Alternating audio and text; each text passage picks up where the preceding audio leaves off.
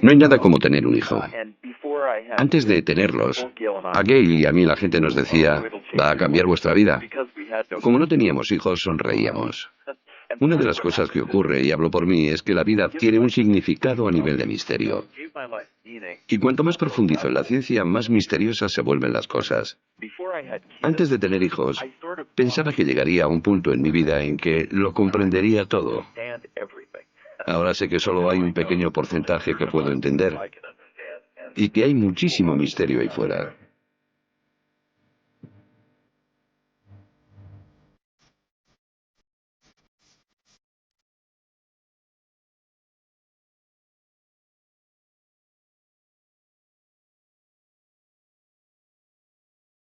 Si tratas de unir la ciencia y la espiritualidad, al final llegas a un punto, que podríamos llamar epifanía, en el que te das cuenta de que no hay en el universo un ejemplo mejor de lo que es Dios que un niño. En mi libro hay un capítulo en el que digo que Dios es niño. Así que aunque uno sea ateo, aunque no crea en Dios en absoluto, creo que cuando tenga un hijo entenderá que sí hay grandiosidad en el universo. Sí hay gloria. Si existe la posibilidad de una paz pura, la van a encontrar en ese niño. Y sí, definitivamente ellos ven y perciben cosas para las que no tienen un lenguaje adecuado. Si ellos pudieran dirían, oye, esto es espiritual, esto es algo divino. Por tanto, ese niño es un Dios.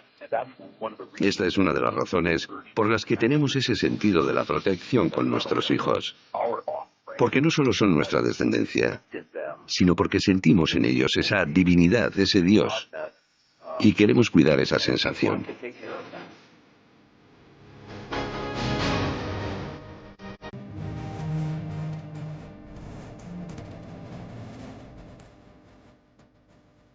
Si un niño no crece en un ambiente de seguridad en el que pueda sentirse querido, protegido y guiado, estaremos dañando su alma. Y la forma en que eso se manifiesta no tiene por qué ser una falta de comprensión del concepto de Dios, sino que como adultos no querrán, protegerán ni guiarán a nadie. Solo después, mirándolos desde un nivel espiritual, nos daremos cuenta de que cuando un padre pega a un hijo o cuando son víctimas de abusos sexuales, el cerebro de ese niño, y por extensión su alma, se volverán tan oscuros que no seremos capaces de sanarlos. En cierto modo es una cuestión de lenguaje y eso quizá pueda confundirnos, pero la clave es no hagas daño a ese niño. Dale seguridad, dale amor, y así es como surgirá la manifestación de la espiritualidad del niño.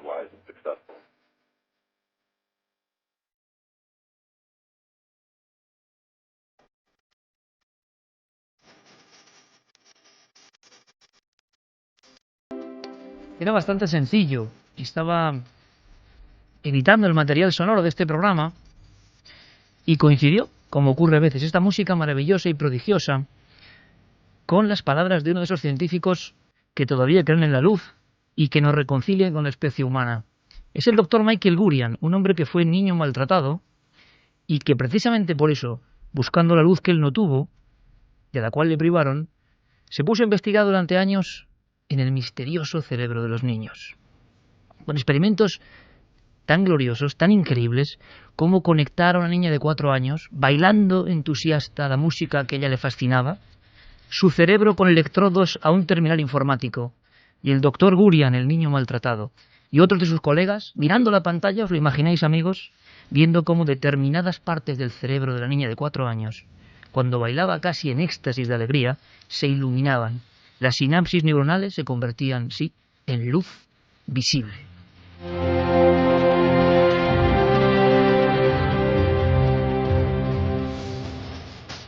Y es que hay científicos que siguen ahondando en el misterio. En el caso de Gurian, el propio nacimiento de su hija le reconvirtió en una visión holística, global, misteriosa, inexplicable. Miró la cara de su hija y pensó que el universo era en sí mismo un misterio. Hizo un libro muy polémico en el que decía que lo más auténtico de la divinidad estaba en la sonrisa de un niño. El niño maltratado se convirtió en investigador del cerebro de los niños y se dio cuenta enseguida, es normal que la barrera en ese cerebro entre lo que llamamos fantasía y lo que es puro misterio es casi una capa indeleble. Está ahí, nosotros la anquilosamos, ellos la mantienen. El doctor Gurion en Estados Unidos da charlas, combina el cerebro, combina el ordenador y combina la ciencia con un único objetivo: intentar comunicar, con gran éxito creo, que los niños, el alma de los niños, es nuestro único tesoro. Tenemos que preservarlo, como sea.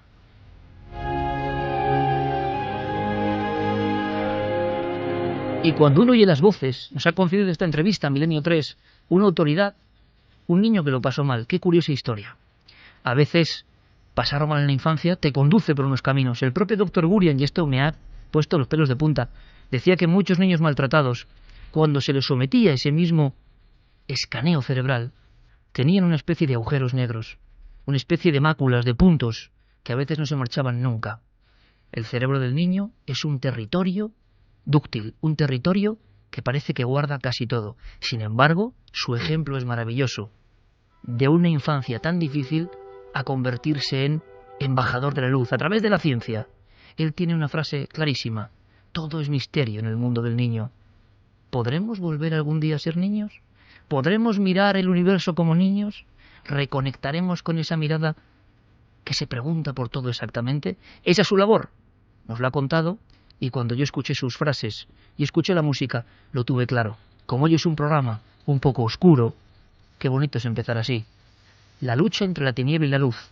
Y siempre, en Milenio 3, la luz al inicio.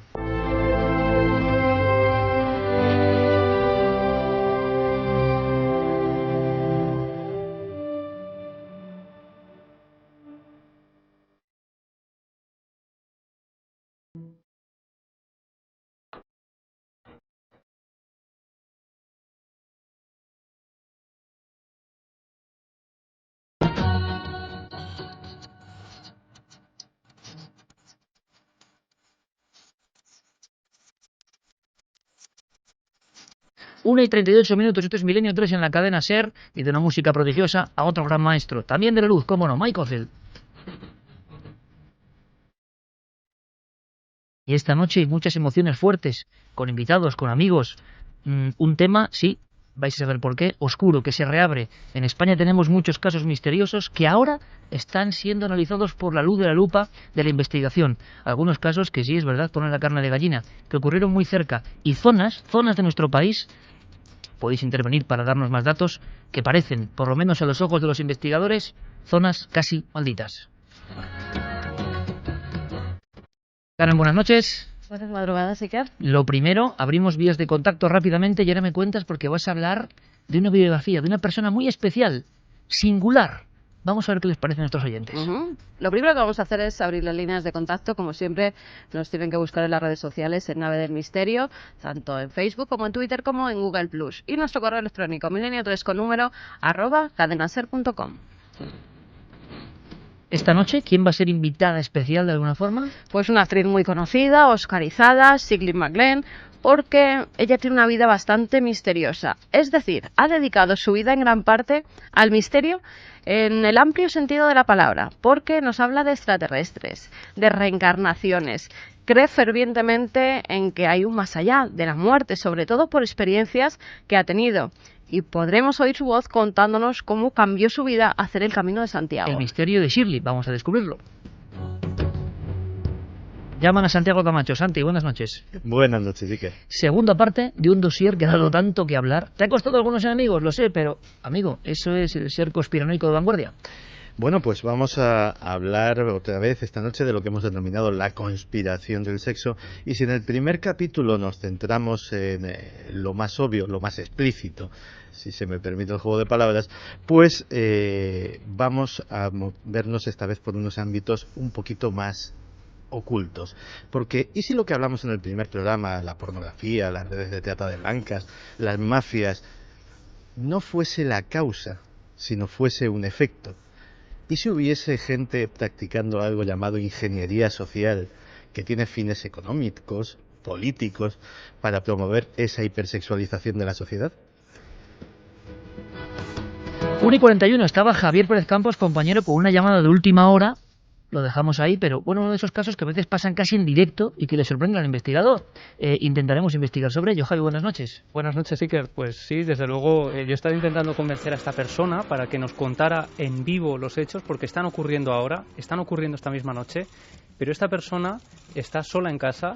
Es una casa de Ciudad Real, un piso que durante años yo he perseguido porque se hablaba de él con cierta mítica de que los propietarios de algunas inmobiliarias eran incapaces de venderlo, y es cierto. O sea, me acaban de corroborar que hay una persona ahora mismo durmiendo, intentando dormir allí, que esta noche va a dormir en el sofá de la casa porque está aterrorizada.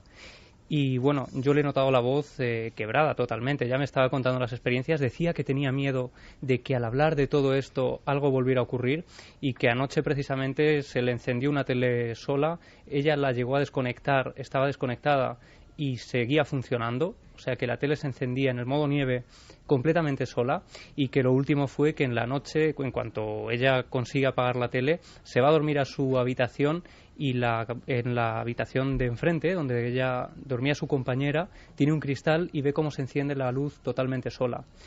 Y esta serie de cosas, escuchar sonidos también en esa casa, las luces, dicen que entra, bueno, me lo estaba contando ella, que entra en la casa, entra por ejemplo en el salón y están todos los cajones abiertos de par en par cuando está ella sola y no hay absolutamente nadie más en la casa. Pues todo eso, Iker, está ocurriendo hoy. Esta noche ha vuelto a ocurrir, las luces de la casa se le están encendiendo totalmente solas, no hay nadie más con ella, sus compañeros de piso llegan mañana. Y bueno, decía que esto lleva ocurriendo más o menos desde hace 2 años de forma muy ligera, pero que esta noche y desde un tiempo a esta parte pues está ocurriendo con mayor intensidad. Hombre, si le pasa algo a esta muchacha, debería abandonar el piso por lo menos momentáneamente, creo Sobre yo, todo ¿no? por ella misma, Claro, porque puede claro. tener algún accidente simplemente por el miedo que tiene ahora mismo en el cuerpo. Si tiene alguna amiga o algún familiar que vive cerca, pues lo mejor es que se fuera a dormir a casa de Si de puede alguien. estar más tranquila, puede llamarnos en cualquier momento. Sí, en ella... ese instante sales tú, Javi, porque es que además nos ha ocurrido, esto pasa a veces, justo iniciando el programa y preparando otro testimonio del que hablaremos, Javi, otra historia que también tiene que ver con una casa, pero de pronto llama a alguien que tú conoces y que está aterrorizado esta misma noche. Bueno, primero, ante todo, tranquilidad, que esto no le va a causar ningún daño y que si puede, pues se desplace, llame a algún amigo, no sé, es Sí, que esto tiene además... es un poco...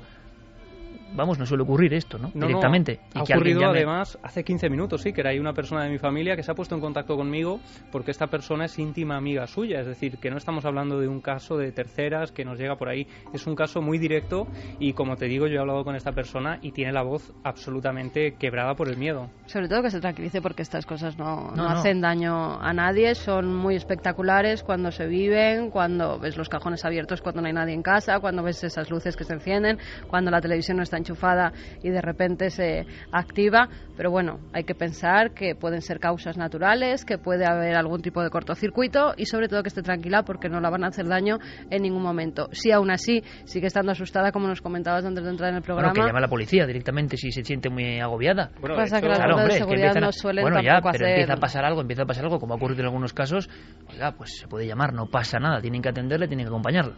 Sí, además es un problema que le está causando efectos físicos, es decir, Claro. que se le está viendo en la salud. Se le ha puesto mal cuerpo a la chica. Tiene muy mal cuerpo y ya te digo, yo pocas veces me he encontrado con un testigo que lo cuente tan en vivo porque es que acaba de ocurrir, es que ha ocurrido ahora mismo. A ver si a lo largo de la noche, Javi, Sí.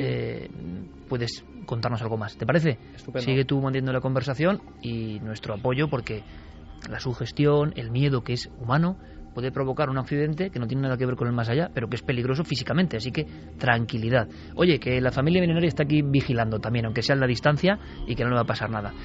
Vamos con una historia que sí que es dramática y que se reabre precisamente esta semana en nuestro país. Era una fiesta de muchachos, 2 de 14 años, 1 de 15, Francisco Valerio, Rosario Ayete y Pilar Ruiz. Se fueron a una zona cerca de Catadau, próximo a Macastre. Era una noche de fiesta juvenil, con una tienda de campaña. Era 14 de enero de 1989, repito. Jamás volvieron a casa. Los investigadores no saben qué ocurrió realmente, no pueden imaginarlo. Se reabre el caso esta semana. Me ha sorprendido esta historia. Grupos de criminólogos y forenses quieren buscar algunas claves en torno a esa noche de horror en Macastre. Estaban al parecer en una caseta, no se abrió la tienda de campaña, cayó la noche en una zona fría, en una zona con frondosos bosques, y alguien se tuvo que aproximar, aunque otro de los misterios, no había una sola huella. Lo que sabemos es que la policía fue encontrando los cuerpos en diferentes lugares y en diferentes fechas. Por ejemplo, en una fecha significativa aparece la primera señal. Lo primero es que los 3 muchachos, repito, 14 y 15 años, desaparecen, sin rastro, nadie los ve. Y aparecerá algo. En una población a bastantes kilómetros del lugar de la desaparición, aparecerá algo concreto. Es el periodista Javier Martínez de Las Provincias quien nos da esos datos muy concretos, muy precisos del inicio de esta historia de horror que se reabre ahora mismo por parte de las autoridades de la criminalística en nuestro país. El 27 de enero, trágica coincidencia con el caso de Alcácer, el 27 de enero también aparecen los cadáveres de Toñi, Miriam y Desiré en el paraje de las Romanas, semienterrados. Pues aquí el 27 de enero, en la calle Alcácer de Valencia, encuentran un pie amputado que entonces no se sabía de quién correspondía. Luego, en posteriores pruebas forenses, se determinó que pertenecía a Rosario Sayete. Un pie en una calle, llamada calle Alcácer, 1989, como un gesto, como un símbolo, como algo que no entendemos. Estaba cerrado con una sierra mecánica. Al poco tiempo aparecerá el cuerpo del muchacho. Brazos en cruz, en pleno campo, en un territorio absolutamente solitario, como si también hubiese sido colocado. La policía especula, piensa, cree que han tomado algún tipo de drogas, que han inhalado pegamento, que han salido rápidamente del lugar porque se ha acercado un extraño y que se han intoxicado con algún tipo de brasero o similar que nunca se acaba encontrando. Quizá una de las chicas se puso mal, el otro compañero y la otra amiga salieron a pedir ayuda y algo pasó en ese interín, en ese camino. Todo se desbarata cuando surge este pie amputado. Después el muchacho, como si hubieran estado retenidos en algún lugar al mismo tiempo que se iniciaban las investigaciones. Y después, en un cobertizo, aparece, sin signos de violencia, tumbada en la cama y brazos en cruz, la otra chica. Las autoridades no saben qué decir. Vuelven al caso del pie amputado. Lo intentan identificar. 4 meses después, prácticamente, 4 meses después, aparece el resto de la chica. También le falta una mano y tiene la cara desfigurada. Los 3 cadáveres del caso Macastre han aparecido en diferentes puntos, trazando ¿qué? Parece una dramática y real película de terror. ¿Qué clase de código hay aquí?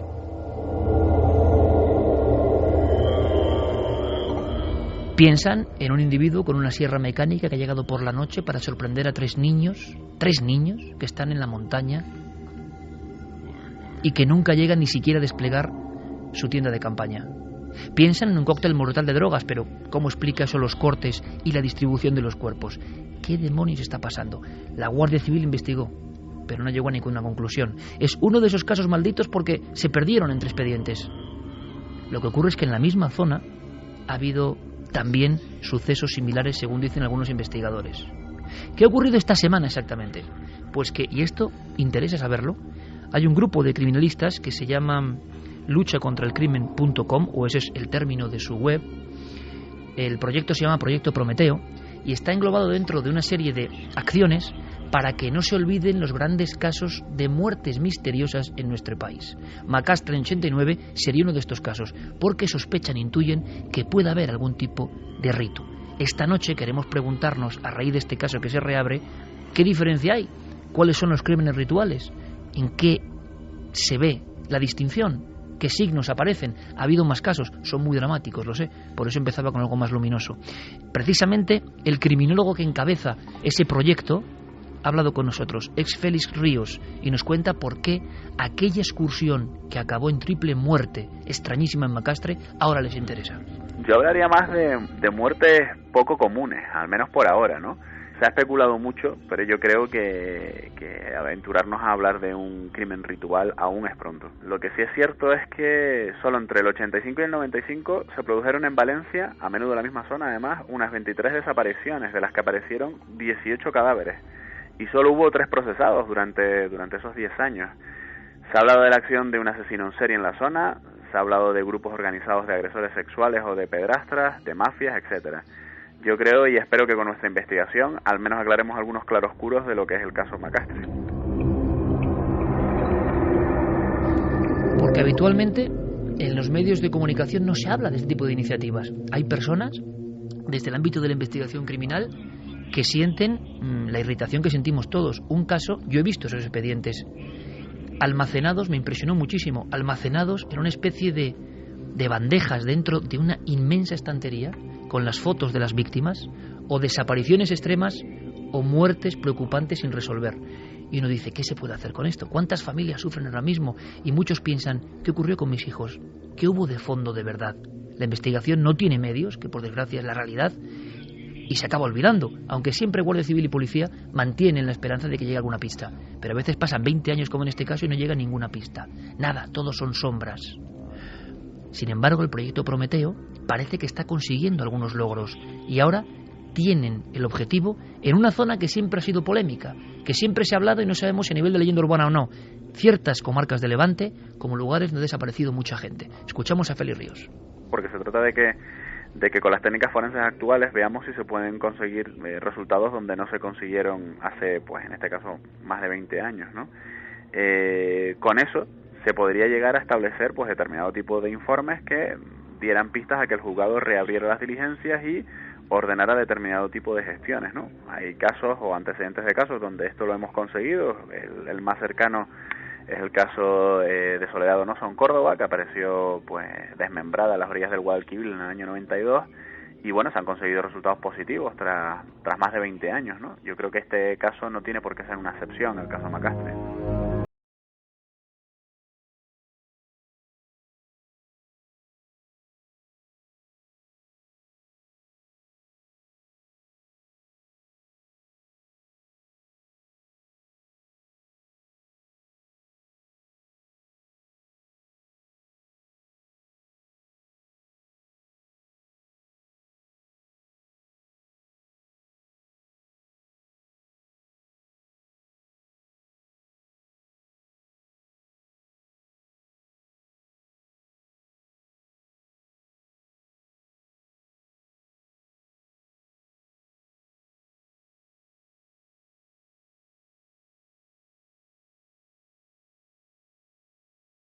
Cosas. No hay ninguna información contrastada de que se haya producido tantas desapariciones en el término de Macastre. Sí es verdad que se han registrado varios hallazgos macabros. Hace unos años también aparece el cuerpo semienterrado de una joven de 17 años que había desaparecido. La Policía Nacional centró las investigaciones en su padrastro y fue identificado como presunto autor de aquel crimen. Luego también aparecieron los restos de un cadáver de un niño cerca del casco urbano de Macastre, en unas bolsas de plástico. Y luego, por supuesto, pues ese triple crimen que ha marcado y que ha escrito la historia negra de esta población valenciana, ¿no? Javi Pérez Campos, compañeros, se habla de esos números. Yo creo que están ahí en la polémica también, pero todos los que hemos hecho misterio, los que hemos estado curioseando con esta información, sin ser criminólogos ni profesionales, pero hablando con ellos, todos nos dicen que en esa comarca, final de los 80, mediados de los 90, pasaron demasiadas cosas que jamás se han resuelto.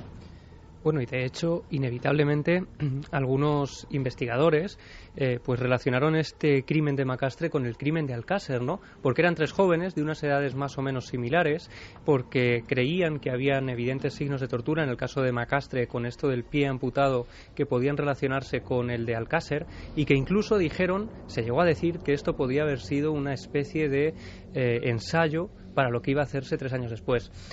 En fin, al final se ha relacionado todo tipo de cosas, pero sí que se habla de que en estas zonas, en las comarcas de Macastre, en Catadau, en Tous, en Chiva, en todas esas regiones ha habido hasta 23 desapariciones en una cuestión de tiempo de unos 10 años aproximadamente, desde el 85 al 95, de los cuales solo aparecen 18.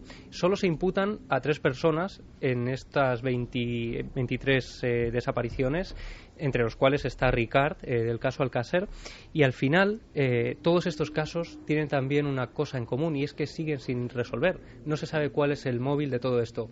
Al final, Iker, hay discrepancias en todo este asunto, ¿no? Javier Martínez, por ejemplo, dice que no hay tantos casos recogidos, y otros, sin embargo, pues defienden que efectivamente, como escuchábamos a Félix Ríos, ¿no? Él hablaba de que sí hay esos 23 desaparecidos.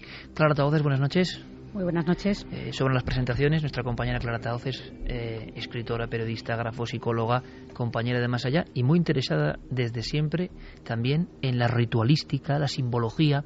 Y claro, me traía un dossier, una carpeta verde, que me ha puesto también medio malo, porque no recordaba algunas fotografías. Por ejemplo, una en pleno corazón de Madrid, en el barrio de Carabanchel, parece un tronco humano. Un tronco ha sido decapitado, le han quitado las piernas, y solo hay 2 signos que podemos ver: un escorpión y una especie de pentáculo satánico acompañado de una cifra, 666. Al verlo, surgía la pregunta, Clara, ¿cómo alguien, porque muchas veces, y lo sabemos, la policía ha acudido a preguntaros a los que sabéis de simbología en ocasiones, ¿cómo se distingue entre una cuestión que puede ser un arrebato, puede ser una cuestión mafiosa, o un ajuste de cuentas, o algo que realmente tiene ese hedor, podemos decir, ¿no?, del ritual esotérico en el que alguien ha matado para una invocación? ¿Eso habrá ocurrido de verdad en España en alguna ocasión? En alguna ocasión yo creo que sí. Es muy complicado distinguir unas cosas de otras, y sobre todo cuando en medios generalistas, en periódicos, en informativos, se divulga información que obviamente no tienen un conocimiento, digamos, exhaustivo del tema, y se dan los datos muy a la ligera y se califica de satánico o ritual casi cualquier cosa, desde ceremonias de tipo de umbanda, candomblé, macumba, ese tipo de cultos un poco relacionados con Latinoamérica, y que en principio no tienen nada, absolutamente nada de criminal, vamos, es de decirlo así, ¿no? Siempre y cuando no haya personas que utilicen esos cultos para dar vía suelta o rienda suelta a sus instintos más bajos. ¿Tú en qué te fijarías en uno de estos sucesos, por ejemplo? Claro, qué difícil, ¿no? Esa triple acampada, 3 chavales, edades, bueno, es que son críos, ¿no? Los cuerpos van apareciendo en diferentes lugares, una mano, un pie. Los especialistas podéis leer otra cosa, es decir, podéis fijaros en elementos, que falte un pie, que falte una mano, que haya cierto signo, que el cuerpo aparezca en brazos en cruz. ¿Son cosas casuales o a ti te llaman la atención algunas en concreto? O en este caso del tronco de Carabanchel, sigue sin resolver en la calle Gallur, que encima pasaba una anécdota también, yo he dicho, 666 en el pectoral de ese hombre sin cabeza y sin piernas. Sí. Pero es que tú me has enseñado la denuncia de la policía, son casualidades, pero también nos hemos quedado, ¿no? Sí. ¿El número de diligencia cuál es, Clara? 6.666, y es un número aleatorio, es decir, cada vez que hay una nota informativa de la policía se le adjudica un número. Tocó este. Es como cuando yo fui a la estatua del Ángel Caído con los miembros del CSIC para ver si estaba a 666 metros de altura, y estaba, ¿no? Estaba. Y dices, bueno, la casualidad. Ahí está la casualidad. ¿En qué te fijas, Clara? Bueno, en el caso de Macastre en concreto, yo no me atrevería a decir que sea un crimen ritual, porque creo que faltan elementos. Y además hay un problema muy gordo, y es que ha pasado mucho tiempo. En su momento, si no se hizo una recogida exhaustiva de información, de pruebas, de elementos, o si no se pudo llegar a más, porque, como se ha explicado antes muy bien, en esas épocas no había, digamos, las técnicas que hay ahora para analizar determinados crímenes o determinadas pistas, como ha pasado en otros muchos casos, por ejemplo, sin ir más lejos, con el famoso estrangulador de Boston, ¿no?, que al final parece que no era él, es un señor que estuvo en la cárcel un montón de años, ¿no? Lo que yo quiero decir es que ahí no me atrevería a calificarlo así, pero sí que hay elementos, digamos, simbólicos, que a mí es un tema que me interesa mucho más, la simbología en general, que podrían darnos pistas de que desde luego no se trate de una acción casual, ¿no? Vamos a ver, para empezar, que aparezcan los cuerpos en forma de cruz, no uno, sino 2, ya no parece una cosa casual. Es decir, se asesina a alguien y de repente pues cae aparentemente de una forma, vale, pero que haya dos cuerpos con esa simbología. Parece que se está reproduciendo algo, una escenografía. Exacto. Sí, quizá ese es un poco lo que llama la atención, ¿no?, en este tipo de crímenes, que haya una organización o un acto simbólico para reproducir un elemento que en realidad la simbología a veces nos da pistas, ¿no? Por ejemplo, miembros mutilados. Sabemos que en lugares en África se han practicado, incluso se practican, por ejemplo, la mutilación de los cadáveres, incluso se ingieren algunas partes de esos, eso viene siendo desde la antigüedad, ¿no?, de esos cuerpos, porque se cree que se puede adquirir, digamos, ese carácter mágico que podrían dar elementos, por ejemplo, comer parte de un cerebro del enemigo, entre comillas, ¿no? Podría interpretarse como obtener su mente, su inteligencia, su rapidez, su capacidad intelectual.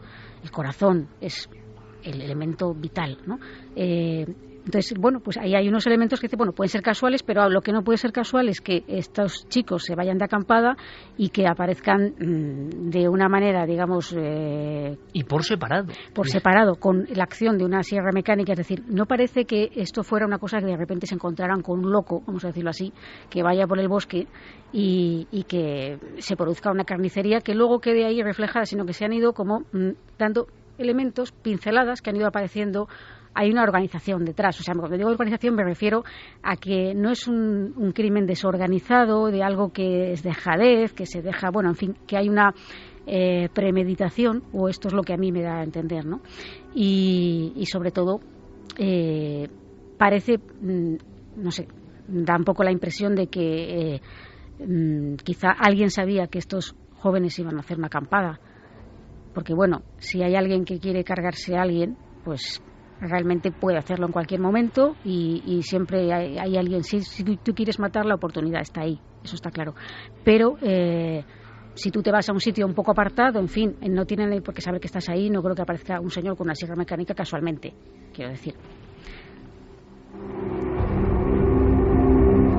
Permíteme que te interrumpa mínimamente el discurso, Clara. Ahora vamos a viajar a un punto de Europa. Decía Santiago Camacho que hay países nórdicos que tienen un nivel de vida impresionante, hay que decir, que tienen unos sistemas educativos que son envidiables, pero resulta que también tienen este lado oscuro que aterra. Y ha habido noticias de última hora sorprendentes. Fermín Agustí, compañero, buenas noches. Buenas noches, Iker, buenas madrugadas. Una madrugada más, no solo somos trending topic, sino que estamos entre lo más hablado en Twitter ahora mismo. Gracias, compañero. Pues son las 2:04 y claro, Jeremy Martínez nos pone estas músicas de Herbst 9, que es alguien que yo creo que, bueno, no sé, estaba pensando en estas cosas cuando hacía esta música. Es un poco oscuro, pero es así, es la realidad que también existe. Y es que hay noticias, porque es verdad que es curioso cómo los lugares del primerísimo mundo en ocasiones son los más perfiladores de simbología y podemos, vamos a decirlo, aprender de la tiniebla para ver si ocurre algo así en España, que por desgracia ha ocurrido en algunas ocasiones y podemos identificarlo. ¿Os acordáis de la masacre de la isla de Utoya? Tú lo decías, Santi, es que Noruega es un país bastante oscuro y que no se enfadan los noruegos, pero bueno, es un país que tiene una leyenda criminal fuerte y simbólica y conectada con sociedades secretas en muchas ocasiones. Bien, escucha atentamente esta noticia que te cuenta Carmen. Santi. Pues hace unos meses será detenido en Francia un ciudadano noruego llamado Christian Berg Vikernes. Estaba acusado, o por lo menos lo detenían, porque estaba transmitiendo a través de Internet una serie de mensajes que alertaron a la policía. El caso es que la policía creía que este tipo iba a llevar a cabo un acto terrorista parecido al de la isla noruega. Lo detuvieron, solo pudo estar detenido casi 3 días, era lo máximo que lo podían retener porque no tenían pruebas contundentes contra él. Lo que sí averiguaron es que este tipo ya había cometido un asesinato. Este individuo hace 20 años se hizo célebre por cometer un asesinato que estaba relacionado con el black metal. Lideró un movimiento que luchaba por el regreso a las raíces paganas del viejo continente, las runas vikingas y el paganismo. Su primer grupo musical se llamaba Kalashnikov. Bueno, ahí está el arma, ¿no? Años más tarde ese grupo se transformaría en Uruk-hai, que es el mago negro del Señor de los Anillos, y acabaría en 1991 por llamarse Burzum, es por lo que es conocido. Vikernes se fue rodeando de una serie de personajes relacionados con el mundo del satanismo, el lado oscuro, los invocadores del maligno, del diablo. Se reunían en una tienda de discos que se llamaba Helvet, que quiere decir en castellano infierno, donde allí además pues hablaban de black metal, de lo que hacían sobre el culto al Tercer Reich y sobre todo de erradicar el cristianismo en Noruega. Era una batalla, y lo de siempre, compañeros, que no piense la gente que vamos en contra del black metal, ni mucho menos, que es un estilo musical como cualquier otro, pero que el caso fue así. Nosotros no estamos satanizando nada, pero que el caso fue exactamente así, con estos componentes. Entonces esto es muy curioso, una serie de grupos que tenían su valor musical, digámoslo así, o no, que no lo sé, que lo sí, que pretendían, muy reconocidos. Que pretendían despojar al norte de Europa de sus raíces cristianas. Ellos querían volver a lo que había antes, ¿no? Al paganismo. Es en el fondo como ocurría en Perú, junto a las líneas de Nazca, hay que decirlo, porque es de lo más tenebroso que yo recuerdo, cuerpos desmembrados al lado de figuras de Nazca o de Palpa, y a veces una señal de seguidores de la tradición. O sea, queremos lo de antes, los dioses paganos extraños de antes, y a veces la forma de proceder era siniestramente parecida, ¿no? En un lugar tan alejado como Perú y en Noruega. Muy parecida. Había la tienda esa donde se reunían varios grupos de black metal a hablar de todas esas cosas y sobre todo del lado oscuro, al cual estaban muy cercanos, incluso hacían adoraciones y misas satánicas. Una de esas personas, que era el dueño de la tienda, era Euronymous, así se conocía, porque era también de un grupo de black metal muy conocido. Y este le dice, bueno, pues no te preocupes, a Vikernes, que yo te voy a producir tu primer disco. En ese momento empieza a haber una serie de líos entre ellos, sobre todo por dinero. Se deja un dinero, el otro no se lo devuelve. Empieza a haber mucha envidia entre los dos, envidia que se llega a convertir en odio. En 1992, Vikernes participa en la quema de varias iglesias. Es acusado, es detenido, pero no hay pruebas para encarcelarlo. En ese momento le llegan una serie de rumores de que Euronymous intenta capturarle para torturarle y al final asesinarle. Y Euronymous como el Bosco. Sí, parecido, no se escribe así, ya. Se escribe de otra forma, se pronuncia parecido, pero no es como el Bosco. Lo que hace Vikernes es decir, vale, me han llegado esta serie de rumores, voy a ir a tu casa y lo vamos a hablar cara a cara para ver si es verdad, y si me quieres asesinar, hazlo. Eso es lo que él cuenta después de ser detenido. Cuando llega al domicilio, dice que su anteriormente amigo va a la cocina, coge un cuchillo e intenta matarle.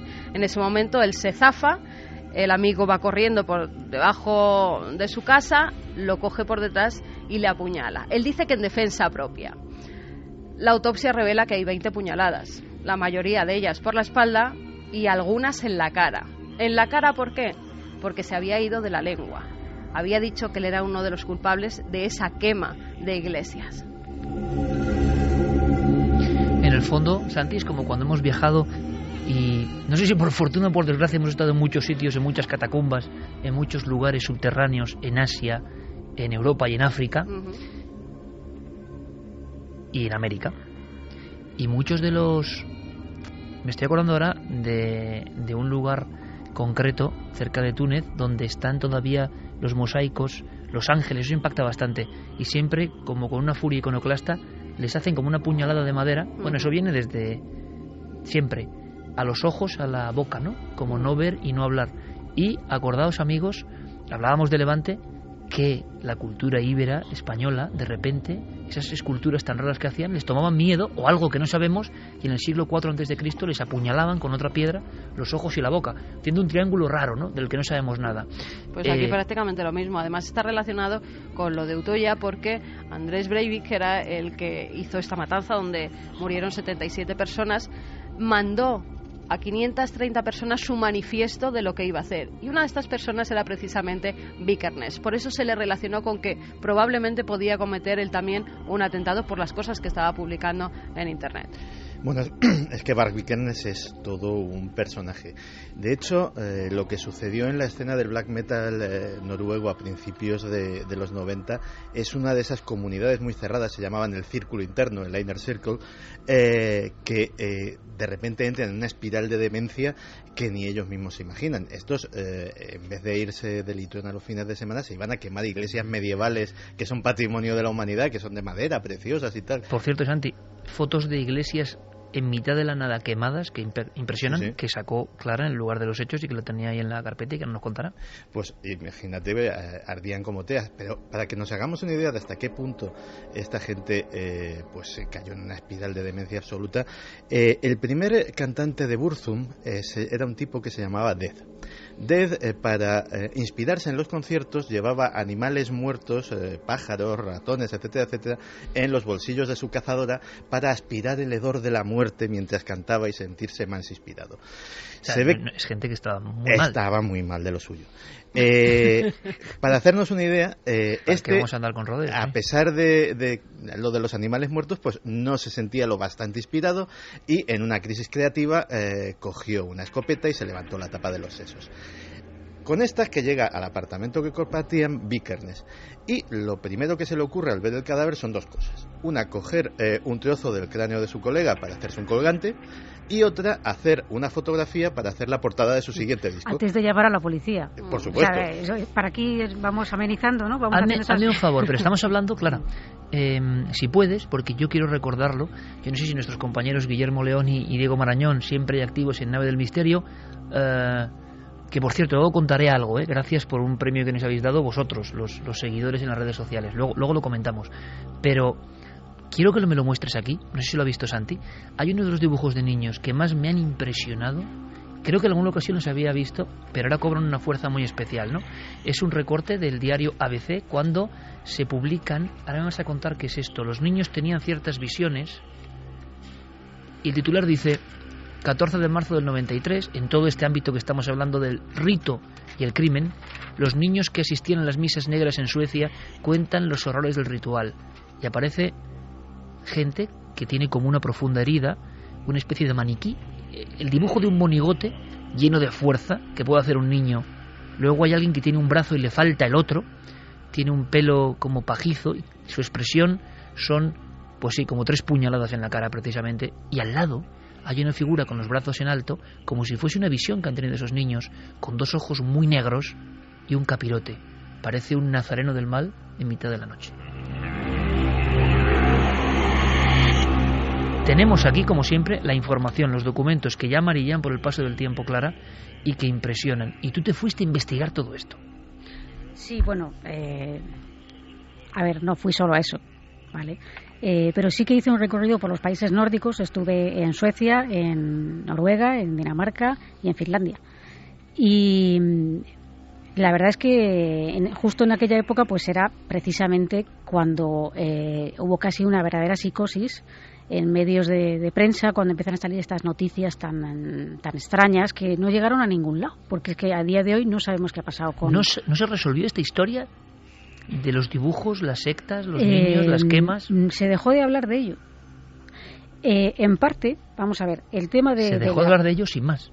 Sí, bueno, de hecho yo escribí a la oficina de inmigración sueca antes de ir para informarme, porque se hablaba de la desaparición de medio centenar de niños, que lo estamos hablando de 1 ni 2, de edades entre 4 y 12 años, de campos de inmigración, de niños evidentemente que venían de países destrozados por la guerra, como Yugoslavia y otros lugares, y bueno, pues estas noticias empiezan a salir y los campos de refugiados empiezan a darse cuenta de que han desaparecido 52 niños 2 años después.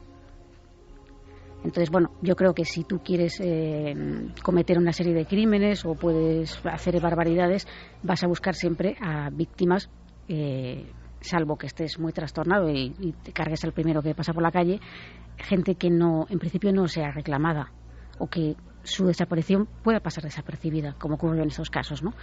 Y al escribir a la oficina de inmigración sueca, pues me contestaron como que eran historias fantasiosas, que no podían negar que no querían admitirlo, ¿no? No podían negar las desapariciones, pero que se habrían marchado voluntariamente del país. ¿Y de dónde surgen esos dibujos tan terroríficos de los niños? ¿Quién los hace? ¿Por qué? Esos dibujos los hacen una serie de... O sea, es que se mezclan muchas cosas en aquella época, esos dibujos son divulgados por una catedrática de teología de la Universidad de Uppsala, Eva Lundgren, con la que también me puse en contacto y que declinó, o sea, no llegó a contestarme. Esta mujer había sido amenazada de muerte. Ella tenía una serie de testimonios en vídeo de niños muy pequeños que hablaban precisamente de lo que estamos comentando en esos dibujos. Esos dibujos fueron hechos por ellos y describían lo que habían vivido en sus propias carnes, y algunos de ellos eran niños deficientes mentales, que no creo que se estén imaginando ni inventando nada, ¿no? Veían los personajes del capirote. Sí, decían, incluso hablaban, pues que, por ejemplo, a las mujeres embarazadas con un cuchillo les abrían la barriga. En uno de los dibujos se ve una barriga con una cruz, ¿no? Para sacarles los bebés. Ellos lo comentaban así, que les daban un azúcar que sabía muy amargo. Se piensa que se les podían haber drogado durante esas ceremonias, vamos a llamarlo así, y que incluso les bebían la sangre y se obligaban a beber a ellos. Hablamos de los años 90 en la zona posiblemente más avanzada y desarrollada del mundo, sí, en los bosques nórdicos. Sí, de hecho pues estuvo rastreando toda la zona de los bosques de Suecia, cercanos a las afueras de Suecia, que son unos bosques impresionantes que yo recorrí, y pude ver ciervos sin ninguna dificultad. Te quiero decir, son zonas donde realmente en invierno se acumula una capa de hielo de hasta 30 centímetros. Y se estuvo rastreando esa zona porque algunos de los niños decían que allí los habían enterrado, que los metían en cajas de plástico. No se halló nada, Iker. ¿Y era la misma zona o el mismo entorno donde ocurrió de repente entre grupos de seguidores de movimientos más o menos oscuros la quema de iglesias? Allí hubo una quema de iglesias en Suecia, pero realmente donde más se quemaron fueron en Noruega, con esto del black metal, que, como digo, yo quiero decir de antemano que yo no tengo absolutamente nada en contra de este estilo musical. No me gusta, porque no me gusta, pero quiero decir que hubo una especie de... Vamos a ver, allí son sitios donde aparentemente se está muy avanzado tecnológicamente, donde la gente tiene, digamos, una serie de conocimientos, se estudian en las escuelas varios idiomas, o sea, el avance sociocultural es bastante amplio, pero sin embargo, se censura mucho, esto es curioso, series de televisión, películas, que algunas de miedo, vamos a decirlo así, de terror, de tal, que directamente pasan al circuito de vídeo y que a veces incluso están censuradas o recortadas. Y sin embargo luego tenemos ese extraño fenómeno también, puramente literario, de la crónica negra nórdica, que ha arrasado, ya ha pasado un poco, parece, pero claro, que parece que tienen una imaginación, y no sé si son esas noches eternas, esos lugares desolados, o qué, pero muchos de los autores de gran éxito, algunos han contado, se basaban en historias reales ocurridas con cierta ritualística en esa zona del mundo. Sí, pero yo lo que voy, ¿no? Cuando se ejerce esta, vamos a decirlo así, un poco censura, esto es una opinión muy personal, una censura en contenidos del lado oscuro, vamos a decirlo así, es decir, como imagínate que este programa allí estuviera mal visto, por ejemplo, ¿no? Seguro que estaría Quiero mal decir visto. que muchos de estos aficionados a ocultismo, a satanismo, si entran en cualquiera de nuestras casas, así que en la casa de Santi, en la casa de Javier Pérez Campos, que además es aficionado sobre todo en la casa de a los libros, digamos, de este estilo, o de Carmen, quiere decir que Carmen aquí la vemos muy tal, pero ella tiene una serie de cosas en casa que, madre mía, solo hay que ver la sección de Cuarto Milenio de objetos extraños, ¿no? Pues cualquiera de nosotros, que somos un loco, claro, es decir, que se dedica a hacer rituales extraños. Exacto. Entonces, cuando se producen estas quemas de iglesias y tal, se produce también paralelamente quema de libros de esoterismo, quema de libros de misterio, se reúnen en las plazas de algunos pueblos. En los años 90. Sí, y en esos países. En el caso de Noruega, además, no hay que olvidarlo, en el caso del Inner Circle, del death metal noruego, estamos hablando también de que hay un componente neonazi muy importante. Sí, sí. Es decir, no solamente estamos hablando de neopaganismo, sino que el pasado nazi, mezclas, ¿no? el pasado nazi de Noruega está muy mal digerido. No olvidemos que es el sitio, por ejemplo, donde se instalaron los Lebensborn, aquellas granjas de niños perfectos que quería Hitler, y que precisamente donde más hubo fue precisamente en ese país. Pero además, Santi, el contraste entre una sociedad que busca una especie casi de raza perfecta, una sociedad hipertecnificada, pero también muy fría, muy poco empática en ocasiones, ¿no? Pero ya te digo que, y sobre todo que, fíjate ahora que se habla tanto de la memoria histórica, es un país que no quiso saber absolutamente nada de ese pasado, y toda esa parte del periodo nazi la cerraron muy en falso, con lo cual ha dejado fantasmas. Fíjate, el propio Vikernes, una de sus frases muy descriptiva de la ideología de este movimiento es: Europa no es un concepto geográfico, Europa es un concepto biológico. Eso es una de las cosas que para ellos todavía el ideal de la raza aria, de que nosotros somos los nórdicos, somos los vikingos, etcétera, etcétera, eso también movía mucho a esta gente. Y también en el caso de la matanza de Utoya también había un fuerte componente neonazi. Yo creo que por eso escribió Breivik. O sea, por eso... Claro, se manifiesta, claro, ¿no? Y de en hecho, el fondo son coletazos de todo esto que estamos contando. Claro, y de hecho en uno de los móviles que pudo haber de ese encuentro, porque vamos a ver, cuando este señor mata al otro componente, al dueño de la librería, que también tenía su grupo de música, él era más bien metido en conceptos totalmente opuestos desde el punto de vista político, ¿no? Y hay un desencuentro fuerte allí que yo creo que influye en cierta forma en que se distancien. Y también hay que decir que en parte esta lucha que ha explicado Carmen por el tema económico que tenían es porque al producir los discos de Vikernes, cuando se produce la quema de algunas iglesias, Vikernes es detenido, como ha explicado Carmen, pero se le absuelve por falta de pruebas. No se le podía demostrar que hubiera quemado la iglesia negra de Fantov, que el nombre parece como muy satánico, pero es porque es negra por fuera, la madera. Y entonces resulta que esto lo que hace es que los discos de este grupo, que era el único componente, era él, por cierto, suban en ventas. Ya. Entonces por eso el otro no le está pagando los royalties. Pero hay una cosa importante, Clara. Casi para cerrar este episodio un poco oscuro, vamos a hablar de algo que es diferente y que es sorprendente. Ha habido una muerte que tiene que ver con un cráneo extraño, y un cráneo que dio mucho que hablar. Vamos a saber algo más.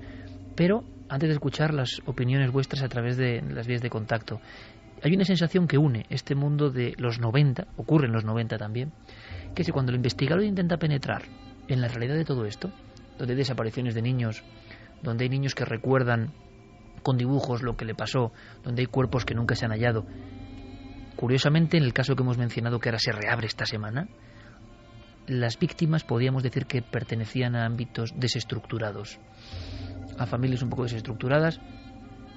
Ha ocurrido, dicen, con muchachos y gente de antiguos orfelinatos, demás, es decir, como si se eligiese muy bien lo que se va a hacer, con personas que igual no van a ser reclamadas con tanta fuerza, es lo que se ha dicho, no lo digo yo. Pero la sensación es que cuando el investigador desde fuera quiere penetrar en este mundo, y sé a lo que me refiero, por compañeros investigadores, se encuentra con un círculo precisamente de hermetismo en autoridades, en periodistas locales. Es como si todo el mundo hiciese mutis y nadie quisiese dar una sola pista, sea Noruega o sea España. Con lo cual, el ámbito entre leyenda o verdad de rituales y crímenes de este tipo, quizá con un origen esotérico, satánico, sigue estando ahí, en un terreno que es muy difícil de descifrar, ¿no? Sí, y yo estoy convencida de que muchísimas de estas noticias no tienen nada de satánico. Es decir, posiblemente hay otro tipo de intereses relacionados con la pederastia o con otras cosas que ya es bastante satánico, ¿no? Que sí, bueno, que es bastante terrorífico también, ¿no? Pero que la línea de lo que es la información y un poco parece mentira, ¿no? Que estamos hablando de, a lo mejor, en este caso, por ejemplo, noticias que salían casi a diario en el ABC, un medio nacional, ¿no? Pues hay una línea muy delgada entre lo que es la verdad, los hechos y el mito o la casi psicosis social. En España, ¿elegirías algún caso con componentes, en tu opinión, realmente ritualísticos para saber si hay algo más que leyenda? Bueno, en realidad cualquier cosa es ritual. Es decir, nosotros practicamos rituales hay que tener en cuenta que un ritual es una acción que se desarrolla para lograr conseguir algo o para pedir algo o para reforzar una creencia. Es decir, quien lo realiza es un poco, en el fondo, supersticioso, pero realizamos rituales todos en el fondo, ¿no? Un cumpleaños es un ritual, la Navidad es un ritual, la comunión es un ritual, todo esto está muy bien. El problema es cuando esos rituales, y no estoy hablando de manías, digamos, obsesivo-compulsivas, que pueden llevar, por ejemplo, a lavarte las manos 30 veces al día, porque pienses que si no lo haces te va a ir mal, por ejemplo, ¿no? Sino a personas que realizan a lo mejor una serie de acciones para pedir algo, ¿no? Entonces, desde ese punto de vista, cualquier crimen podría ser ritual si quien lo realiza lo hace con una intencionalidad, aunque sea nimia. Es decir, ahí podríamos entrar. El problema es saber si el ritual es para pedir algo o si se está pidiendo algo porque en el fondo se tiene una patología y se cree que eso te va a comportar un beneficio, ¿no? En Galicia recuerdo 2 casos: el crimen de los tilos, de una mujer que su marido, en una especie de arrebato, le sacó las vísceras, colocó una cafetera, colocó unos signos, nadie ha descubierto. Te quiero decir, el silencio que se cierne sobre algunos casos. ¿Os acordáis? En aquel monte de Pontevedra, una mujer envuelta o rodeada por velas en mitad de una montaña, que luego la Ouija, además de un nombre concreto, era una mujer sin nombre, y la Ouija, en una conexión de alguien que intentó convivencia, algo tan arriesgado, de un nombre que luego se verificó que era la víctima, cuando la persona que estaba en esa sesión no sabía nadie quién era la víctima, era un cadáver sin nombre, como tantos otros en España, ¿no? Vamos a hacer una cosa. El cementerio de Zaragoza, ¿no os acordáis? También no es un crimen, pero sí que se hizo un ritual sacando los huesos de los muertos, desenterrándolos y haciendo un caldero, que, como decías antes, era como para obtener las virtudes de los difuntos que estaban allí. Eso sí que es un signo ritual. ¿Os acordáis que además algunas tumbas fueron profanadas de una forma una era en muy... Gerona, que llegaron a hacer caldo de huesos, que dices, ¿qué está pasando? Un caldo de huesos metidos en un caldero que se encuentra, algo está ocurriendo extraño. Y luego, yo siempre lo comento, pero es que me impresionó muchísimo, cementerio de Zaragoza, y de ahí pasamos a los mensajes. Cementerio de Zaragoza, lo que estábamos comentando antes, los ojos marcados, pero casi en horizontal, como con un signo, ¿no?, que ha trascendido los tiempos, que te lo encuentras en antiguas esculturas y te lo encuentras en modernos movimientos. Los ojos marcados y la boca, todas marcadas, un área del cementerio. Pero se fijan los operarios en algo que yo creo que tuvo que impresionarles. Estaban todas, menos una, la tumba de un bebé, con foto del bebé. Todas silenciadas, menos la foto de un bebé. Vamos con los mensajes. María José Pulido dice: menudas mezclas de corrientes políticas, de patologías, comportamientos, normal que todo desemboque en psicópatas. Ana Heavy: algunas de las iglesias quemadas, las primeras, estaban construidas en antiguos centros de poder paganos. Eso es lo que denunciaban muchos. Qué interesante es esto. Sí. Ellos creían, a lo largo de la historia, siempre ha habido esa superposición de capas y de culturas, ¿no? Entonces esta gente, esto es curioso, Santi y Clara, demandaba que volviese a la deidad anterior, ¿no? Que lo que estaba ahí antes era más fuerte que lo que está ahora, que no se podía silenciar lo anterior, que esto ha pasado con muchísimas iglesias que se han construido, por ejemplo, en lugares megalíticos. No, casi todas, ¿no? Es que esa además es otra de las peculiaridades de Noruega. La cristianización de Escandinavia no fue precisamente tranquila, fue más bien una imposición y una erradicación de los dioses antiguos, no fue algo, digamos, adoptado alegremente por los pueblos nórdicos, con lo cual siempre antropológicamente les quedó un resquemor importante hacia... Y no olvidemos que el nazismo, en el fondo, es la recuperación de las viejas deidades paganas, ¿no? Nos dice también, continuando ese mensaje, que al ser centro de poder paganos, la quema reivindicaba lo sagrado de la antigua cultura, que Burzum nunca ha sido un grupo satánico. Damián Omar dice: hace unos años un antropólogo canadiense realizó un documental sobre la cultura del metal. Una de las partes del documental trata esta cuestión en Noruega. El señor Navarro, que dice que ve injusto que porque te guste el black metal y creamos en dioses, dice el que cree en dioses nórdicos, seamos satánicos. Parece muy bien, lo hemos dejado claro, ¿no? Porque es que si no hemos dicho en ningún momento que bla, lo mismo, que queda claro, hombre. JJ, eso es aprovechar bien los recursos, usar el cráneo y el cuerpo muerto de su amigo para promocionar su disco. Así va el mundo. Lo conspiranoia dice el mal existe al igual que existe el bien. Quien más siente el bien tiene que luchar contra demonios más grandes. Moisés Pita, Euronymous, fundador de la banda Mayhem, uno de sus discos, Suicidio Real de su cantante. Y nos pone lo la que ha dicho foto. Santi, la famosa... Que, por cierto, Gazapo mío, efectivamente era de Mayhem, no de Burzum. La famosa fotografía que... Sí, que tampoco queremos... Es un poco terrorífica, ¿no? Tampoco queremos verla mucho. Donde se ve al chico pues que se ha quitado la vida levantándose la tapa de los sesos. Bueno, pero cualquiera cree que es una recreación, ¿no? Es que en ocasiones la realidad supera cualquier ficción recreada, o sea, ¿no? te ponerte a hacer eso antes de llamar a la policía... Es decir, antes de llamar a la policía voy a hacer unas fotos aquí de... Así se ven cómo están las cabezas, ¿no? Exacto. En toda esa zona, además, desde Suiza hasta allí, realmente toda esa franja de Europa se cree todavía en la tropa de Odín, ¿no? En las apariciones es nuestra santa compañía, llevada al mundo de la Europa del Norte. Lo investigabais en las Urdes precisamente, Javier. Los guerreros a caballo, esa idea de un arquetipo antiguo que se vuelve a aparecer. Vamos a hacer una cosa, porque el tema es denso, oscuro. Curiosamente, ¿no? Coincide esta especie de interceptación de un individuo que dice la policía quería hacer algo creo a la masacre de Utoya. Yo creo que hay que estar muy atento a todo esto. ¿Por qué? Porque da la impresión de que luego nos llevamos las manos a la cabeza cuando ocurre lo de Utoya, que nadie entiende por qué está pasando con este individuo, y resulta que en su mente hay un cóctel que se lleva fraguando muchos años, mucho tiempo, por una serie de raíces que hay que observar.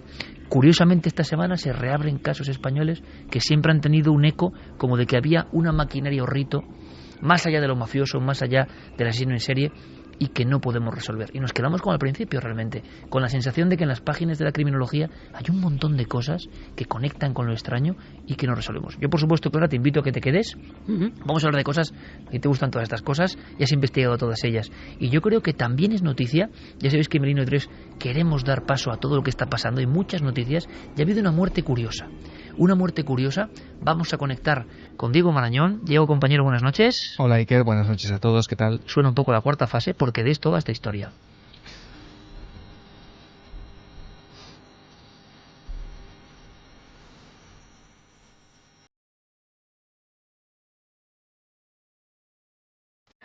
Digo, ha muerto alguien que quizá al gran público, a nuestros espectadores y oyentes incluso no les suene, pero tuvo mucha polémica. Un hallazgo, la custodia de una pieza ósea. Igual es momento de saber algo más. Vamos a repasar un poco esa historia, y que ha muerto el protagonista de este relato. Un relato que comienza más o menos hacia el año 1930.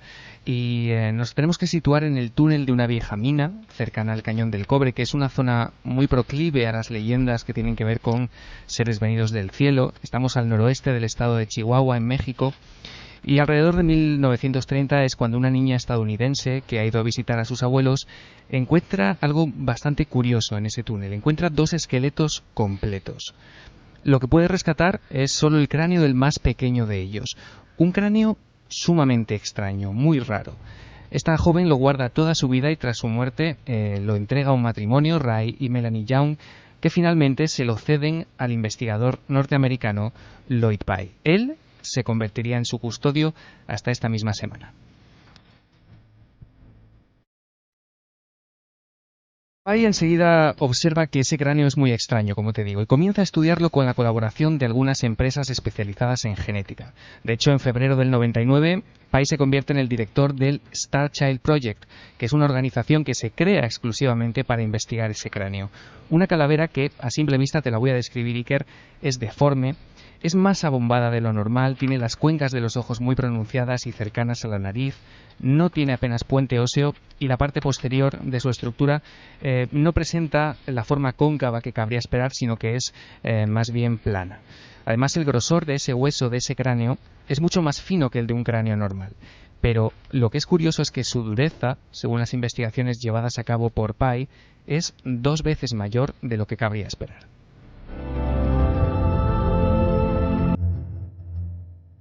El investigador hace la prueba del carbono 14 y los estudios revelan que ese cráneo puede tener unos 900 años, pero las investigaciones aportan aspectos mucho más interesantes. Siempre, según Pye, hay que decirlo, los resultados afirmarían con un 90% de probabilidades, atención, que el extraño cráneo sería fruto de la relación entre una madre humana y un padre de raza desconocida de nuestro planeta. Lógicamente, en opinión de Pye, no habría duda. Si esa especie no es terrestre, solo tenemos una opción: mirar a los cielos. Y a partir de aquí, Iker, se inicia una guerra de análisis y contraanálisis que rebaten esos primeros resultados y apuntan a un origen humano del cráneo. Pye se defiende en un primer momento. Él dice que ha habido una contaminación de esa calavera y no duda en culpar a algunos estudiantes que han estado en contacto con ella. Es entonces cuando decide hacer una réplica, una copia exacta de ese cráneo y guardar el original en una caja fuerte de un banco de Texas. Además, no tardan en cargar nuevos análisis para probar esa teoría que él defiende, que es que los visitantes estuvieron aquí hace mucho tiempo, engendrando a una especie de raza híbrida. Pero la polémica estaba servida y ya nunca abandonaría el cráneo. Escuchamos a Joy Pye hace unos años. A lo largo de este año, en 2009, esperamos realizar una prueba de ADN que nos permita recuperar el genoma completo de este cráneo excepcional. Cuando tengamos esos resultados, espero que a fines de año tengamos la seguridad de que esta calavera va a hacer historia, de la forma más grande que puede hacerse. Va a probar que una vez, hace 900 años, un ser extraterrestre caminó por el planeta Tierra, concretamente en México.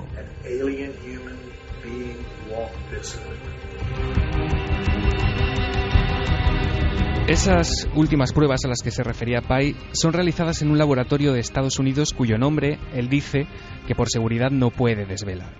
Y los datos que supuestamente sacan a la luz es que ni siquiera eran 2, como se creía hasta el momento, sino hasta 3 los seres implicados en la concepción del niño de las estrellas, como se le llamó. Como es lógico, Iker, Pye, que a estas alturas ya no tiene reparos en poner en cuarentena la teoría de la evolución y que apoya abiertamente cosas como la presencia Anunnaki en el pasado de nuestro planeta, tiene que hacer frente a numerosas críticas. Algunas de ellas, aunque pueden resultar correctas en el fondo, para él son furibundas, le atacan prácticamente sin misericordia. Uno de los más beligerantes es el conocido escéptico Steven Novella, de la Universidad de Yale, que en un momento dado dice que el cráneo tiene todas las características de haber pertenecido a un niño con hidrocefalia congénita y que esas deformaciones que presenta pueden ser el resultado de la acumulación de fluido en su interior.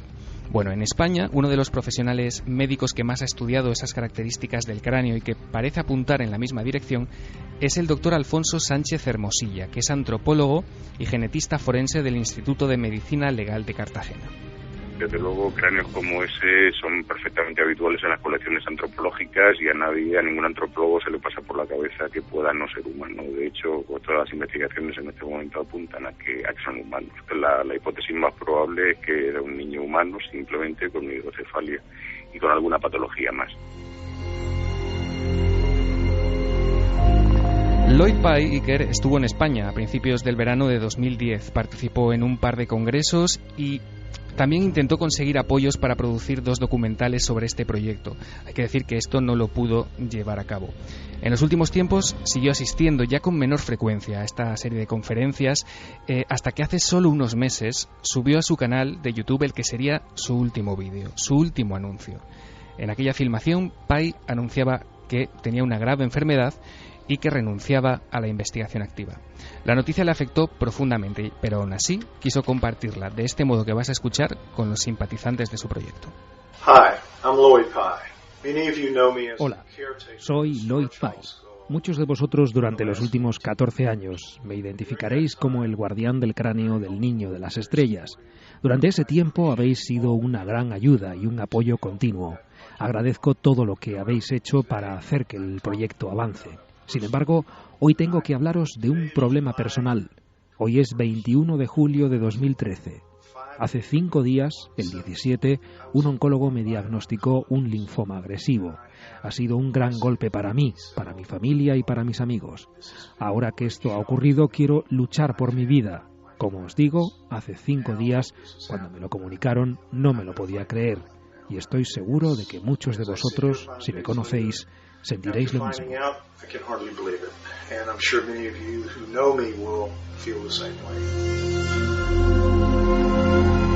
Pye decidió tratarse en la clínica Marinus de Alemania, que es un centro de medicina alternativa en el que, según él, esperaba recuperarse. Finalmente no ha podido ser, y este lunes el conocido investigador Loren Coleman anunciaba en su web la muerte de Pai a los 67 años Iker. Este defensor del conocimiento alternativo parece que quiso ser fiel a sus principios y optar por una vía médica alejada de la oficial. Lo que sabemos con seguridad es que el cráneo del Star Child, que ahora está en manos de otras personas elegidas por Pai para continuar con su labor, ha quedado de alguna manera congelado bruscamente en el tiempo y parece condenado más que nunca a un olvido lento y silencioso. De hecho, a estas horas la página web del proyecto está deshabilitada. Equivocado o no, Lloyd Pai forma ya parte de la historia del misterio, y una buena forma de acabar es con las palabras del doctor Sánchez Hermosilla, que reconoce de este modo el mérito y el tesón de este investigador. Desde luego, este hombre hay que tener en cuenta la ilusión que le puso, considerando pues que no tenía ni los medios adecuados ni la formación adecuada, y a pesar de todo con ese ánimo, con esa ilusión, incluso fue capaz de contagiar a muchísima gente, y eso es de lo que quitas el sombrero, por supuesto.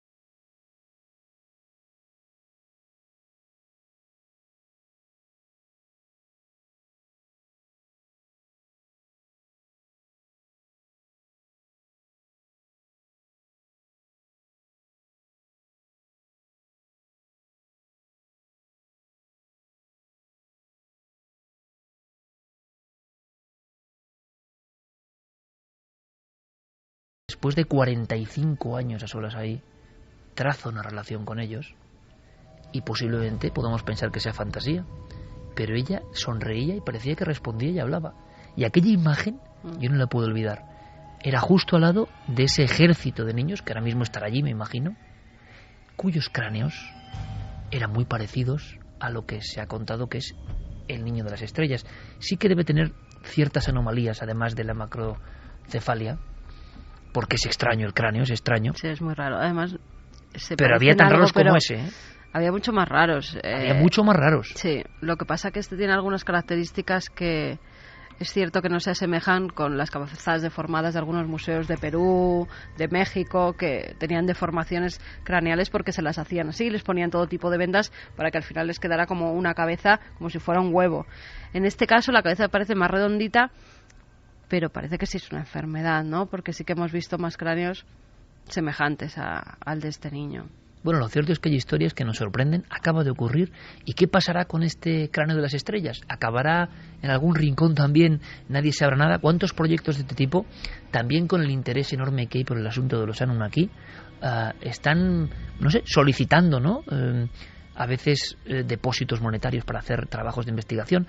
Algunos, yo no sé si es marketing o no, dicen que están investigando en ciertas líneas, lo anuncian por todas las redes sociales, causan una gran expectación y luego no se sabe nada. Está ocurriendo. Y con el tema de los Anunnakis, yo os anuncio que en muy breve tiempo vamos a tener un debate, creo que explosivo, porque es interesante también escuchar a las personas que creen en España fielmente que, por ejemplo, esos cráneos abombados que hemos visto en Cuzco, en Perú, en Ica, que hemos filmado, que hemos fotografiado, no eran por las tablas y los paños, ¿no? Sino que eran descendientes de algo extraño que vivió con nosotros. Lo creen ellos. Pero es interesante escucharles también.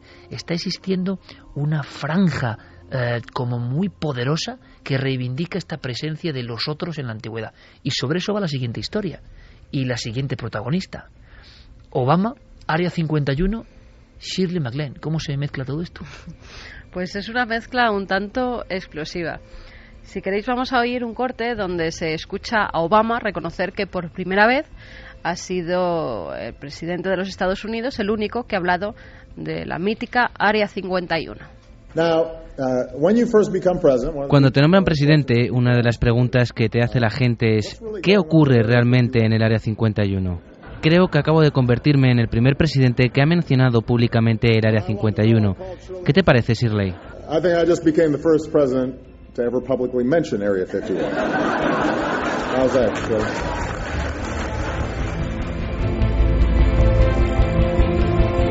Obama lo dice en un tono jocoso, como fíjense, yo no tengo ningún miedo de hablar del Área 51 y además ahora que voy a dar los premios tengo aquí a Shirley MacLaine, que encima es una creyente ferviente en todas estas cosas.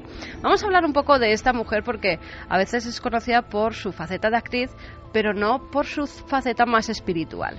Esta mujer, ganadora de un Oscar y de un Globo de Oro, nació el 24 de abril de 1934 en Richmond, en Virginia. Desde pequeña ella quiere ser bailarina, debe ser muy constante en lo que hace porque iba todos los días a hacer ballet. Tiene un accidente, se rompe un tobillo y entonces es cuando decide que que ese no va a ser el trabajo de su vida. Decide dedicarse al teatro, pero además desde muy pequeña tiene otra serie de inquietudes relacionadas con el misterio y su familia además la comprendía perfectamente. Mi padre tenía un doctorado en psicología y filosofía por la Universidad Johns Hopkins. A él siempre le interesaron estas cuestiones sobre realidades que no vemos o de las que no somos conscientes. Mi madre era canadiense y estaba muy involucrada con la, digamos, realidad oculta de la naturaleza. Así que tuve un contexto muy propicio. Haciendo una obra de teatro, un directivo de la Paramount la vio y le ofrece un contrato en Hollywood. Su primera película, Pero ¿quién mató a Harry?, la hizo con Alfred Hitchcock. Ha grabado decenas de películas y recibido los más prestigiosos premios de cine, pero su vida era muy diferente a la de otras actrices de Hollywood.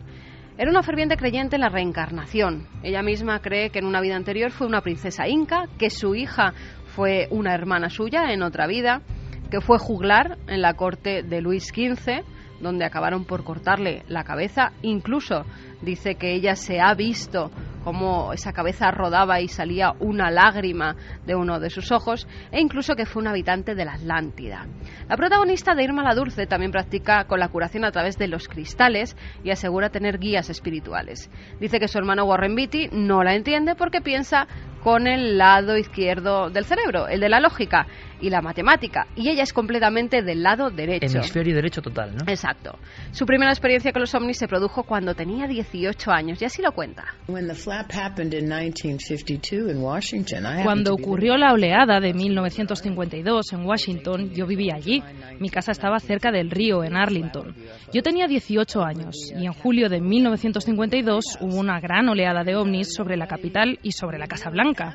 Nadie pudo dar una respuesta para aquello. Al final, Truman, que era el presidente de entonces, ordenó al coronel Sanford del Pentágono que saliera y dijese lo que dijo. No son aparatos nuestros, ni de los rusos. Recuerdo que ocurrió durante la Guerra Fría. No sabemos qué son.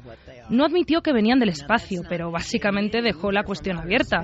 Fue entonces cuando montaron el proyecto Libro Azul para que estas cosas se investigaran. Pero, bueno, en fin, llegará pronto. Esta verdad tendrá que ser admitida y entonces tendremos que enfrentarnos a ella. Veremos de qué modo. This truth will have to be exposed and then we deal with it, however we deal with it. Con ese avistamiento de la flotilla de ovnis sobre la Casa Blanca, ella se empieza a interesar por este tema y asegura que los extraterrestres nos observan porque saben que la Tierra vive serios problemas. Ha sido testigo de varios avistamientos ovni, sobre todo en Nuevo México, donde tiene una casa, pero nunca ha visto ningún extraterrestre, aunque habla de que algunos amigos suyos sí han estado con ellos. En mi opinión, no hay duda de que estas naves existen. En realidad no es una cuestión de opinión, es una realidad. Es lo que yo he investigado. No hay duda, existen. Bien, si esto es así, ¿cómo afecta a la religión? Lo que digo es que para ellos, Dios, la gente con la que he contactado, que han estado a bordo de estas naves y que han sido pacientes de John Mack, el gran psiquiatra americano de Harvard, dicen que para los visitantes, para estos seres de las estrellas, no les gusta la palabra alien y no les culpo, para ellos Dios también existe. Son hijos de Dios como lo somos nosotros. They are children of God just as we are. 2:51, escuchamos a Shirley MacLaine, toda una leyenda de Hollywood. Es curioso, no tienen ningún rubor en contar estas cosas y a mí eso me encanta. Segundo, acaba de mencionar a John Mack, el psiquiatra de Harvard que se atrevió a trabajar con los abducidos y que acabó creyendo, como pasa a veces en los investigadores, en esa realidad. El psiquiatra de Harvard que, yendo a su última conferencia, según él con revolucionarias conclusiones, muere atropellado en un paso de cebra. El señor John Mack, ahí lo he mencionado. Una casualidad, ¿no? Como otras de las que ocurren. En Perú, esta mujer tiene una serie de experiencias, algunas de ellas la marcaron bastante. Asegura que salió de su cuerpo y que entonces comprendió cómo son las almas y que éstas experimentan con lo que es la persona física. Sabe que hay vida después de la muerte porque su padre tiene un terrible accidente de coche en el que tiene una ECM, una experiencia cercana a la muerte, y le cuenta que ha visto ese túnel y que ha visto a familiares que le han dicho que no era su momento y que tenía que volver a acabar las cosas que tenía en la tierra, que no era el momento de estar con ellos. En 1994, Shirley también tiene una experiencia que es muy importante, que es hacer el Camino de Santiago. Lo hizo desde Roncesvalles, desde el Pirineo francés, y dice que durante este viaje, que fue muy iniciático para ella, descubre quién es ella verdaderamente, se empieza a conocer a sí misma y que además conoce a Dios. Cuando peregriné a Santiago de Compostela, cruzando España hace una década, tenía entonces 65 años y, bueno, hacer el camino me permitió entender básicamente lo superficial que era. Ahora miro al pasado y veo que estaba tan metida en mis asuntos en aquel tiempo que creo que me perdí las grandes cuestiones relacionadas con la cultura, lo que significaba estar viva entonces. Dejé a un lado una perspectiva mayor de que la realidad fluye más allá de mí misma. Flows and ebbs of reality than just me.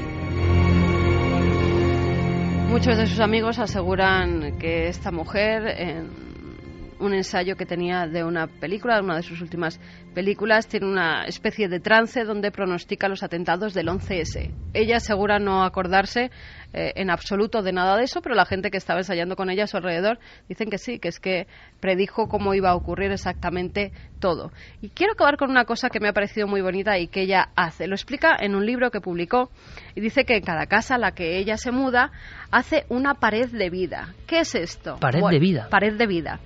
dedica una de las paredes de su nueva casa a llenarla de fotografías desde que era pequeña, cuando estaba bailando, hasta el último día que ha vivido.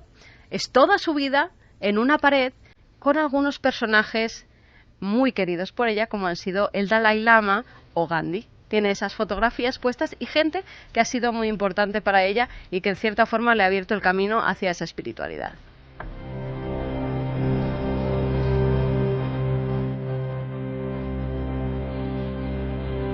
Me ha encantado el repaso a Shirley MacLaine. Qué personajes, ¿no? Evidentemente, desde el ámbito de lo puramente racional, lo lógico es descartarlo diciendo, bueno, esta mujer, pero qué vida interior, ¿no? Qué sensibilidad. La sensibilidad artística no está siempre rozando estos mundos. Nos pone Jeremy Martínez una música luminosa y elegida. Lorena McKennitt. Esta música es una auténtica invocación positiva.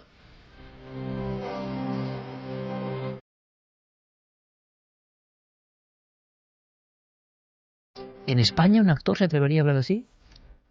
Bueno, hay que hacer el Camino de Santiago creyendo en todo esto. No puede ser el camino que hace el tipo con la bicicleta en plan deportivo, con todo mi respeto, ¿eh? Por cierto que tenemos aquí a una actriz. A dos. Y tenemos también... Bueno, tenemos a dos buenos amigos, porque luego, claro, es que los milenarios somos ya una especie de legión extraña, ¿no? Tenemos a Elena Ballesteros. Hola, ¿qué tal? Buenas noches. ¿Cómo estás? Muy bien. Una de nuestras actrices con enormes éxitos durante muchísimo tiempo y que continúen. Y a Dani Mateo, compañero en los 40 principales y una de las figuras claves de la Sexta del intermedio. Bienvenido. ¿Qué tal? ¿Cómo estáis? ¿Qué hacéis aquí? Pues que somos muy fans. Pues somos fans. Mira qué música bonitos ponemos, ¿eh? Lorena McKennitt, que es maravilloso. Muy bonita. ¿Por qué os gusta este mundo? Bueno, que lo cuente Elena, porque a mí No, Dani, yo soy un novato total. Sí, cuando nosotros empezamos a salir juntos fue un poco... Bueno, él era muy reacio a todas estas cosas y todo lo que yo, mis experiencias o lo que, tal y como yo me haya enfrentado a todo este mundo, le resultaba bastante extraño. Y yo al principio, de hecho, yo es algo que no cuento, suelo contar mucho.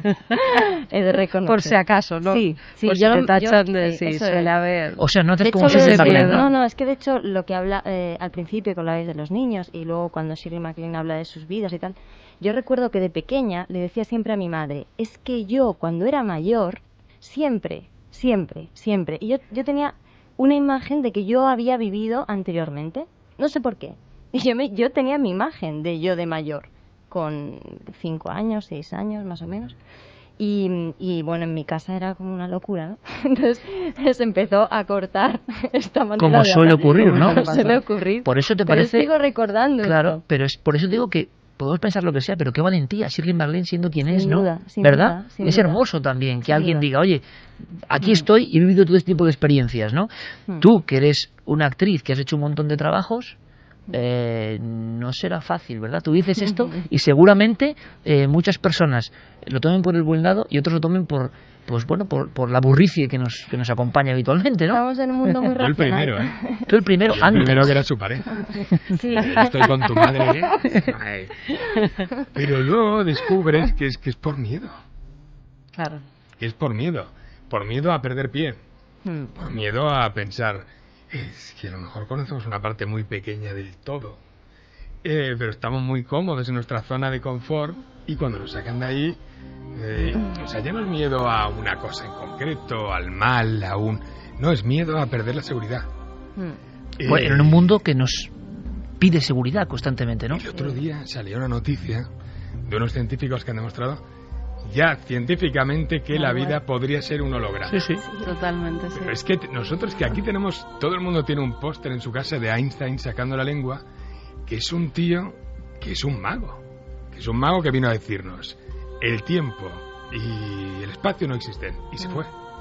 Y todo el mundo, no, Einstein, claro, no, Einstein, pero Einstein realmente lo entendemos. O sea, hemos captado el mensaje y somos consecuentes con él. No, porque da muchísimo miedo. Oye, os quedéis un rato más porque quiero preguntaros un par de cosas, hombre. Elena Ballesteros y Dani Mateo, que claro, evidentemente el público conocerá. Bueno, con el día que vino nuestro amigo Cristian Gálvez aquí también, ¿no? Sí. Que la gente, el público, claro, alucinaba porque Cristian hablaba de Leonardo con una pasión. Luego, en el mundo de la tele, nuestro compañero José Mota, David Cantero, que es espectacular, su mundo de investigación, es que alucina. Bueno, quizá porque que estamos en un país donde todavía cuesta un poco. Sí, pero es rascar un poquito Sí. y enseguida a todos nos ha pasado Venga, pues luego algo que os- no podemos quiero que os quedéis con explicar. nosotros, Elena, Dani, me parece muy interesante, ¿no? Porque llegáis a mucha gente también y yo quiero agradecerte especialmente, quiero agradeceros siempre las buenas palabras pero aquí yo creo que da igual emisoras, marcas, cadenas, nos da lo mismo, Claro. pero el apoyo y el cable que nos habéis echado siempre, te lo agradecemos mucho. Yo voy Así a que luego estar te ahí. meteremos el dedo en la llaga para En el preguntarte ba- cosas. En tu barco y en el de Bunbury tenemos que subirnos todos. Sí, Estoy hay que ahí. despertar, amigo, hay que despertar. Volvemos enseguida en Milenio 3.